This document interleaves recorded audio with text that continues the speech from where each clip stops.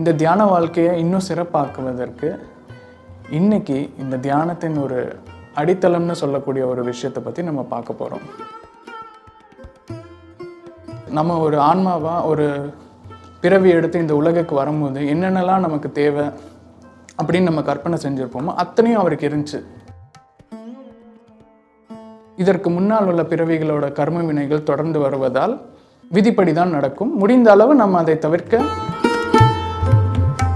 சித்தார்த்த கௌதமா தவம் செய்து புத்த நிலையை அடைந்த பிறகு அவர் சொல்ற ஒரு முக்கியமான விஷயம், அவரோட போதனைகள்ல மிக முக்கியமான விஷயம்னு பார்த்தோம்னா,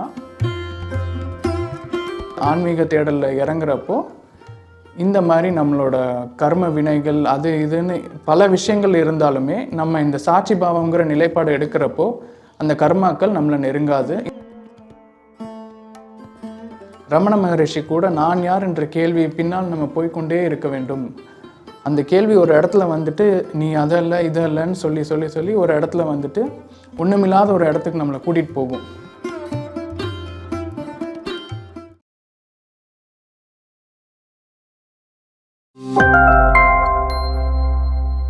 தியான குடும்ப நண்பர்களுக்கும் ஆசான்மார்களுக்கும் வணக்கங்கள்.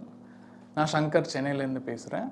நம்மளோட இந்த தியான வாழ்க்கையில் சதன சாங்கத்தியம், சுவாத்தியாயம் மற்றும் நம்மளோட சாதனா மூலம் நிறைய டெய்லி கற்றுக்கிட்டே வரோம். இந்த தியான வாழ்க்கையை இன்னும் மெருகேற்றுறதுக்கு இன்றைக்கி ஒரு அழகான தலைப்பில் நம்ம பேச போகிறோம்.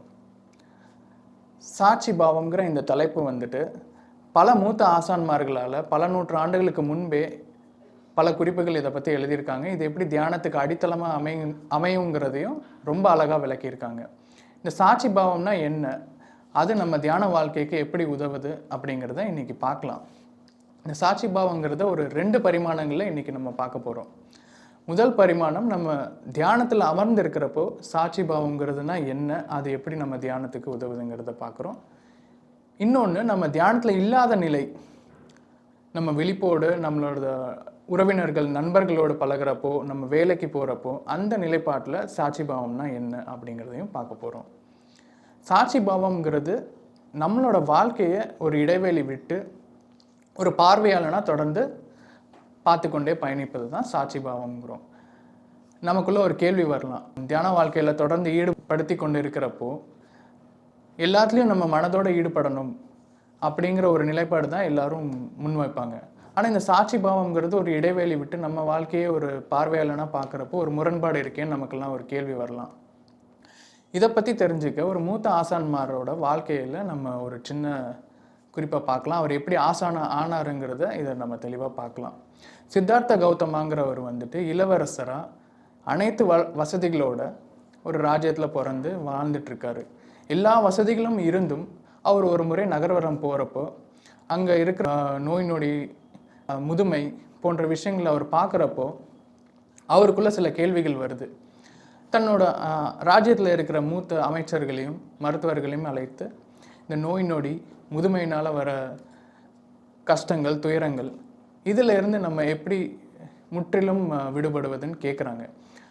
அவங்கெல்லாம் ஆலோசிச்சுட்டு முழுவதும் நம்ம விடுவிக்க முடியாது, முடிந்தவரை நீங்கள் ராஜ்யத்தில் இருப்பதால் எங்கள் இளவரசர், எனவே எங்களால் முடிந்தவரை உங்களை நாங்கள் அதிலிருந்து பாதுகாத்து கொள்வோம் அப்படின்னு சொல்கிறாங்க. இருந்தாலும் எனக்கு சித்தார்த்தாக்கு திருப்தி அடையலை. எனக்கு அதில் இருந்து முழுவதுமாக விடுபட வேண்டும், இது எனக்கு நடக்கக்கூடாது. கர்ம வினைகளாகட்டும் எதுவாக இருந்தாலும் இது எனக்கு நடக்கூடாது. நான் ஒரு இளவரசாக பிறந்தும் இது இந்த முதுமைங்கிறது வந்துட்டு என்னை அணுகிவிடும் அப்படின்னு நீங்கள் சொல்கிறதை ஏற்றுக்க முடியாது அப்படின்னு சித்தார்த்த கௌதமா சொல்கிறாரு. ஸோ இந்த கேள்வி தொடர்ந்து அவர் மண்டையில் ஓடிட்டு இருக்கிறப்போ அவர் என்ன நினச்சாருன்னு தெரில. இந்த கேள்விகளை மட்டும் சுமந்துட்டு மொத்த ராஜ்யத்தையும் விட்டுட்டு இதற்கான பதிலை தேடி நான் போகிறேன், என்னை யாரும் பின்தொடர வேண்டாம், இதற்கான பதில் இருந்தால் சொல்லுங்கள், நான் மீண்டும் ராஜ்யத்திலே இருந்துக்கிறேன் அப்படின்னு சொல்கிறாங்க. யார்கிட்டையும் பதில் இல்லை. முழுவதுமாக முதுமை, நோய் நொடியிலிருந்து முற்றிலுமாக எந்த வித பிரச்சனையும் இல்லாமல் ஒரு வாழ்க்கை நடைபெறுங்கிறதுக்கு யாராலையும் உத்தரவாதம் கொடுக்க முடியல. சித்தார்த்த கௌதமா அரண்மனையை விட்டு தவம் வாழ்க்கை அப்படின்ட்டு போகிறப்போ அவர் தொடர்ந்து தவம் செய்து புத்தரான பிறகு அவருக்கு அந்த கேள்விக்கான விடை கிடைக்குது. எப்படி அந்த முதுமை, நோய் நொடி, நம்மளோட முற்பிறவையில் நடக்கும் கர்மா இந்த பிறவையில் பாதிக்காத ஒரு நிலை எப்படி நமக்கு கிடைக்குங்கிறத அவர் உணர்றாரு. அவர் இதை பற்றி பேசுகிறப்போ அவர் என்ன சொல்கிறாருன்னா, இந்த சாட்சி பாவங்கிற நிலைப்பாடை நம்ம எடுக்க எடுக்க நமது எண்ண ஓட்டங்கள் குறைந்து கொண்டே வரும். இந்த எண்ண ஓட்டங்கள் தான் நம்ம ஒவ்வொரு முறை தியானம் உட்கார்றப்போ நமக்கு ஆழ்ந்த தியானம் போகிறதுக்கு தடையாக இருக்குது. அந்த எண்ண ஓட்டங்கள் கட்டுப்பாடு இல்லாமல் போகுது. நாளைக்கு என்ன பண்ணலாம், நேற்று என்ன பண்ணலாம், ஏன்னா பல விஷயங்கள் வந்துட்டு இந்த எண்ண ஓட்டங்கள் வந்து நம்ம மனதை அமைதிப்படுத்த தடையாக இருக்குது. ஸோ சித்தார்த்த கௌதமா புத்தரானதுக்கப்புறம் என்ன சொல்கிறாருன்னா, நீங்கள் இந்த சாட்சி பாவ நிலைப்பாட்டை தொடர்ந்து விழிப்பு நிலையிலையும் சரி, தியான நிலையிலையும் சரி, தொடர்ந்து உங்களை ஈடுபடுத்தி கொண்டு இருக்கிறப்போ அந்த எண்ண ஓட்டங்கள் நமது கட்டுப்பாட்டுக்குள் வரும். நமக்கு எப்போ எந்த எண்ணம் வரணும் வரக்கூடாதுங்கிறது முழுவதும் நமது கட்டுப்பாட்டில் இருக்கும். இது நமது கட்டுப்பாட்டுக்கு வந்துருச்சுன்னா நம்மளோட ஆன்மா இந்த பிரபஞ்சத்தோட இணைய துவங்கும். இதைத்தான் ஆதிசங்கராச்சாரியாங்கிற இன்னொரு மூத்த ஆசான் என்ன சொல்கிறாங்கன்னா, இந்த தியானத்தில் தொடர்ந்து ஈடுபட ஜீவாத்மா பரமாத்மாவை நெருங்குங்கிறாங்க. ஸோ அந்த பரமாத்மாவை நெருங்க நம்மளோட இந்த சாட்சி பாவங்கிற நிலைப்பாடு தான் அதற்கு அடித்தளமாக அமையும். இன்னொன்று என்னென்னா, நம்மளோட வாழ்க்கையில் சில துன்பங்கள் வருதுன்னு வைங்க, வலிகள் வரும். அப்போது இந்த சாட்சி பாவ நிலைப்பாடை எடுக்கிறப்பவும் சில நேரம் நமக்கு வலி இருக்கும். உதாரணத்துக்கு என்னோடய லைஃப்லேயே நான் ஒரு எக்ஸாம்பிள் சொல்லணுன்னா, ஒரு மருத்துவமனைக்கு போயிட்டு பல் சிகிச்சை செய்கிறப்போ மிகவும் வலியாக தான் இருக்கும்னு தெரியும். ஏற்கனவே 10 வருஷம் முன்னாடி அந்த பல் சிகிச்சை பண்ணியிருக்கேன். பயங்கர வலியாக இருந்துச்சு. அந்த வலி அடுத்த முறை போகிறப்போ தொடரக்கூடாதுங்கிற ஒரு எண்ணம் இருந்தாலும் அதிலேருந்து எப்படி மீண்டு வருவது, அந்த வலி தெரியாமல் அந்த சிகிச்சை எப்படி கடந்து செல்வது அப்படிங்கிறத என்ன ஓட்டம் ஓடிட்டுருக்கு. அப்போ அடுத்த முறை நான் அந்த பல் சிகிச்சைக்கு போகிறப்போ அந்த சாட்சி பாவங்கிற நிலைப்பாட்டோட போகிறேன் உள்ள.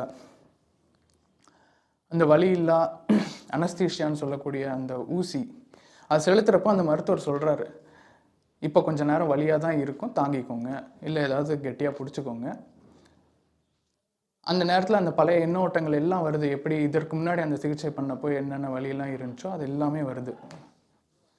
அப்படி உடம்பெல்லாம் வந்துட்டு அதுக்கு ரெஸ்பாண்ட் பண்ணுது, ஹார்ட் பீட் ஜாஸ்தியாகுது, இந்த மாதிரி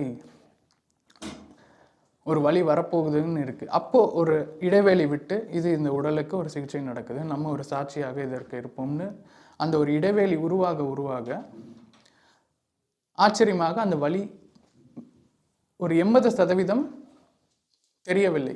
அந்த ஊசி செலுத்தப்பட்ட இடத்தில் இவ்வளோ வலி வரும்னு மருத்துவர் சொல்லியும் அவ்வளோ வலி நம்மளால் உணர முடியல. ஸோ மூத்த ஆசான்மார்களும் இதை என்ன சொல்கிறாங்கன்னா, நம்ம அந்த சாட்சி பாவம் நிலை நம்ம வாழ்க்கையில் தொடர்ந்து எடுத்துக்கிட்டே வந்தோம்னா சித்திகளாகவே நமக்கு சில விஷயங்கள் கிடைக்கும். நம்மளோட உடலில் சில வலிகள் வந்தாலும் அது நமக்கு பெரிய துன்பமாக தெரியாதுன்னு பல மூத்த ஆசான்மார்கள் இதை பற்றி சொல்லியிருக்காங்க. இந்த சாட்சி பாவம் நிலைப்பாடு நம்ம ஒவ்வொரு நாள் முழிச்சு நம்மளோட வேலை, கடமைகள், நம்மளோட உறவுகள், ஒவ்வொருத்தங்கிட்டையா நம்ம போய் பழகிறப்பவும் சரி, இந்த நிலைப்பாடை தொடர்ந்து நம்ம கூடயே சுமந்து கொண்டு செல்கிறப்போ என்ன ஆகுதுன்னா, என்ன நடந்தாலுமே நம்ம அந்த தியான நிலைங்கிற அந்த ஆழ்ந்த தியானத்தில் நமக்கு ஒரு நிலை கிடைக்கல. அந்த நிலை வந்துட்டு 24 மணி நேரமும் நம்மோடு பயணித்து கொண்டே இருக்கும். இது ஒரு அழகான விஷயம். இந்த சாட்சி பாவங்கிற நிலைப்பாடு தான் பல பேர் தேடி பல இடங்களுக்கு போவாங்க. அந்த ஒரு நிலை அடையணும், நான் என்ற அகம்பாவம் இல்லாத ஒரு நிலை அடையணும்ட்டு பல இடங்களுக்கு தேடி தேடி போவாங்க. பல ஆசான்மார்கள் கிட்ட போய் வழி கேட்பாங்க, எப்படி அந்த நிலை அடைவதற்குன்னு. ரொம்ப எளிய முறை தான் நம்ம புத்தர் இதற்காக நமக்கு வழங்கியிருக்காரு. அமைதியாக உட்கார்ந்து தியானம் செய்து கொண்டே இருக்க அந்த சாட்சி நிலைப்பாடு தானாக உருவாகும். இந்த நிலைப்பாட்டை நாம் ஒவ்வொரு முறை தியானத்தில் அமரும் நிலையிலும் சரி, விழிப்போடு மற்ற வேலைகள் செய்கிற நிலையிலும் சரி, இந்த ஒரு இடைவெளி விட்டு நமது வாழ்க்கையை, இந்த உலகம் நம்ம இருந்தாலும் இல்லாட்டியும் இந்த உலகம் தொடர்ந்து கொண்டே இருக்கும். நம்ம வந்துட்டு ஒரு சின்ன ரோல் தான் இதில் ப்ளே பண்ணுறோம். இன்னைக்கு வருவோம், அந்த மேடையில் ஏறினதுக்கப்புறம் நம்ம கதாபாத்திரங்கிறது ஒரு மிக சிறிய கதாபாத்திரம் தான். அந்த கதாபாத்திரத்தை நாம் முடிந்தவரை பூர்த்தி செய்துவிட்டு இந்த ஆன்மாவுக்கு தேவையான அடுத்த தேடலில் அது போய்கொண்டு இருக்கும் அப்படிங்கிற நிலைப்பாடை நம்ம புரிஞ்சுக்கணும். இதை பற்றி பதஞ்சலி முனிவர் இன்னும் அழகாக என்ன சொல்லியிருக்காருன்னா, நம்மளோட அடையாளங்கள்னு நம்ம வச்சுருப்போம்ல, இது எண்ணங்கள் ஆகட்டும், நம்மளோட விருப்பங்கள், வெறுப்புகள், இது எல்லாத்தையும் நீக்கிவிட்டு தியானத்தில் இருக்கிறப்போ இது எல்லாத்தையும் நீக்கிட்டு நம்ம வந்துட்டு இப்போ தியானத்தில் உட்காந்துருக்கோம். இது ஆழ்ந்த தியானமாக போகிறப்போ நான்கிற அந்த நிலையே அதில் இருக்காது. தியானம் நடைபெற்று கொண்டிருக்கிறது. அதில் நான் அமர்ந்து கொண்டிருக்கிறேன். அதை நான் ஒரு சாட்சியாக பார்த்து கொண்டிருக்கிறேன். இந்த அழகான நிலையை நம்ம உருவாக்கணும். இந்த நிலையை உருவாக்குறப்போ தான் நம்ம வந்து தியானத்தின் மூலமாக நம்ம ஜீவாத்மா பரமாத்மாவை நெருங்கும். நம்ம கான்ஷியஸ்னஸ் எக்ஸ்பேன்ஷன்னு சொல்லுவோம். அந்த பரமாத்மாவை நெருங்க நெருங்க என்ன ஆகுதுன்னா, நமக்குள்ளே இருக்கிற அந்த கர்மாக்கள், நம்ம நினைக்கலாம் நம்ம வாழ்க்கையில் நடக்கிற பல விஷயங்கள் வந்து முற்பிறவையில் நடந்த கர்மாவின் பயன்களாக இருக்கலாம் அப்படின்னு.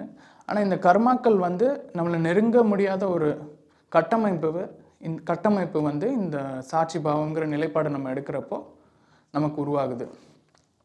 நம்ம செய்கிறது எல்லாமே நல்ல கர்மாவாக இருக்கும். அதே மாதிரி நம்ம முற்பிறவையில் ஏதாவது கர்மா பாக்கி வச்சுருக்கோம், அது ஏதாவது தவறு செய்திருக்கோம், அது இந்த பிறவையில் நம்மளை பாதிக்கக்கூடியதாக இருந்தாலுமே இந்த சாட்சி பாவ நிலைப்பாடு எடுத்ததுக்கு அப்புறம் அந்த ஆன்மாவை அந்த கர்மா அவ்வளோ எளிதாக நெருங்க முடியாது. இதுதான் இதில் இருக்கிற ஒரு அழகான விஷயம். இதை பற்றி இன்னும் ஆழமாக பேசணுன்னா, நம்ம தியானத்தில் இருக்கிறப்போ இந்த சாட்சி பாவம் எப்போ உருவாகுதுன்னு பார்த்தோம்னா, இப்போ ஒரு தியானத்தில் நம்ம உட்கார்றோம். ஸோ நான் ஒரு தியானி, உட்கார்றப்போ தியானி, நான் என்னோடய மூச்சை கவனிக்கிறேன்னா அந்த மூச்சுங்கிறது நான் தியானிக்க போகும் ஒரு கருவி. இப்போ நான் என் மூச்சின் மீது தியானம் செய்கிறேன், நான் தியானி. ஆழ்ந்த தியானத்திற்கு நம்ம போகிறப்போ இந்த தியானிங்கிற நானும் இருக்க மாட்டேன், எதன் மேல் தியானம் நடைபெறுதோ அதுவும் இருக்காது. வெறும் தியானம் மட்டும் அங்கே இருக்கும். எந்தவித எண்ணமும் இருக்காது. யார் தியானம் செய்கிறார், எதன் மேல் தியானம் செய்கிறார்கள், எதுவுமே இருக்காது. ஒரு விதமான உன்னத அமைதி இருக்கும். ஒரு நாடக மேடைக்கு பின்னால் எதுவுமே இல்லாத ஒரு வெற்றிடம் இருக்கும்ல, அந்த நிலைக்கு நம்ம போவோம். இதுதான் ஆழ்ந்த தியானத்தில் சாட்சி பாவம்னு சொல்லுவாங்க. இந்த தியானத்தில் இருப்பவருக்கும் எனக்குமே ஒரு தொடர்பு இல்லை அப்படிங்கிற ஒரு நிலையை நம்ம ஆழ்ந்த தியானத்தில் போகக்கூடும். இந்த நிலை பற்றி தான் ரமண மகரிஷி கூட நான் யார் என்ற கேள்வியை நீ மீண்டும் மீண்டும் கேட்டுக்கொண்டே போனால் ஒரு இடத்தில் அந்த கேள்வி கேட்குறவர் யாருன்னு கூட உனக்கு தெரியக்கூடாது. அந்த கேள்வி வருது, அதை யார் கேட்குறான்னு தெரில, அதுக்கு யார் பதில் அளிக்கிறான்னு கூட தெரில. இந்த ஒரு உரையாடல் மட்டும் நடக்குதுங்கிறது மட்டும்தான் நம்ம மனசில் இருக்கும்.